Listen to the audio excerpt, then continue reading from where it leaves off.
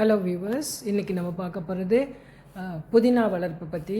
இது எங்கள் வீட்டில் சின்ன ஒரு பாட்டில் தான் நாங்கள் இந்த புதினா போட்டிருக்கோம். அது வச்சு ஒரு 28 to 30 டேஸ்லேயே நமக்கு நல்ல ஒரு ஈல்டு கொடுத்துரும். இது பாருங்கள் எவ்வளோ தலை நான் வச்சு ஒரு 28 டேஸ் தான் ஆகுது. ஃபுல்லாக ஒரு சின்ன பாட் வச்சா போதும். புதினா நம்ம எல்லாத்துக்குமே நமக்கு தேவைப்படும். எஸ்பெஷலி நான்வெஜ் பண்ணுறதுக்கு தேவைப்படும். துவையல் அரைக்கலாம். பாருங்கள் சின்ன பாட்டு தான், அவ்வளோண்டு பாட்டில் கொஞ்சம் மண் கொட்டி வச்சா போதும். நம்ம வீட்டில் கழுவுற அரிசி கழுவுற ரைஸு, உளுந்து கழுவுற ரைஸு, தண்ணி, இந்த தண்ணிங்களை ஊற்றினாலே நம்ம போதுமானது. எவ்வளோ அழகாக வளர்ந்துருக்கு பாருங்கள். நமக்கு தேவையானதை பறிச்சிக்கலாம். இப்போ நான் இன்றைக்கி கொஞ்சம் எனக்கு தேவையான பிரியாணிக்கு தேவையான இன்றைக்கி பிரியாணி செய்யலான்னு சொல்லிட்டு அதுக்கு தேவையானதை, ஏன்னா நம்ம கத்தையாக வாங்கினோம்னா நிறைய மீந்து போகும். அதனால் நம்ம வீட்டிலே இப்படி வளர்த்தோம்னா ஈஸியான வளர்ப்பு. இதுக்கு ஒன்றுமே ஒரு ஸ்ட்ரெயினே கிடையாது. ஜஸ்ட்டு ஒரு மண்ணில் வச்சுட்டு தண்ணி ஊற்றுனா போதும்.